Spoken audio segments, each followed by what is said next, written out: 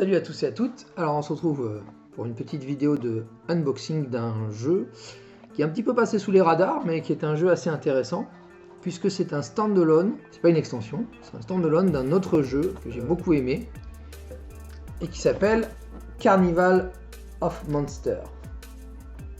Voilà, qui est un jeu de Richard Garfield. Richard Garfield qui était le papa, enfin qui est d'ailleurs, il n'est pas mort, le pauvre, le papa de Magic the Gathering, Magic l'Assemblée.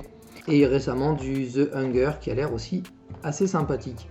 Et là en fait on va faire une petite vidéo unboxing et je vous ferai aussi une petite vidéo présentation du jeu parce que je trouve que c'est un jeu qui est un petit peu passé sous les radars de la critique parce que j'en ai pas vu beaucoup, enfin en tout cas sur les réseaux sociaux ou sur internet, sur YouTube j'en ai pas vu beaucoup. Mais en tout cas c'est un jeu qui m'a paru assez sympathique du peu que j'ai vu, c'est-à-dire une présentation de Gigamic, la boîte qui l'édite. Voilà. Allez, qu'est-ce que c'est cette histoire là? Hop. Voilà. Hop. Voilà. Voilou.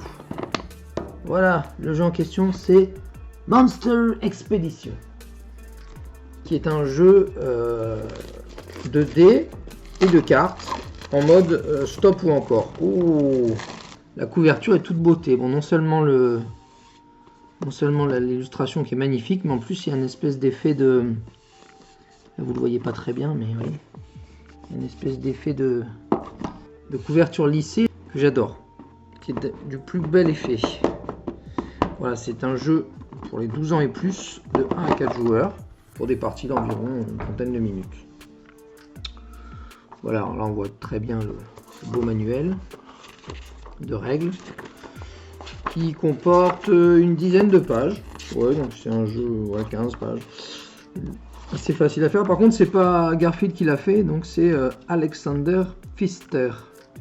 Donc ce n'est pas du tout Richard Garfield, mais il a repris les mécaniques, il a repris également les emblèmes, puisque ça c'est l'emblème de Carnival of Monsters. Voilà. On a une petite plaque sur lesquelles les monstres vont venir les cartes de monstres vont venir s'installer et les chiffres qui représenteront les lancers de dés. Des emblèmes, ça c'est pour les 4 joueurs, parfaitement bonne facture, vraiment très bonne facture, franchement. Au niveau taf, le taf a été fait quoi sur le jeu. Ça c'est donc les, je sais pas combien de cartes. On doit en avoir une 80 environ, un truc comme ça.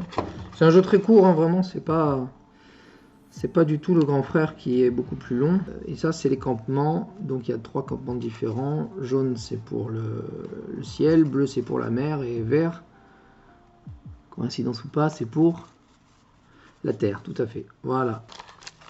La série de dés, donc des dés aux couleurs du ciel, de la terre et de l'eau, et des dés noirs. Et une série de cartes, donc comme on a vu, de monstres, ou inspirés ou tirés carrément de Carnival of Monsters. D'ailleurs, on retrouve le principe de la cage aussi, qui est dans Carnival of Monsters.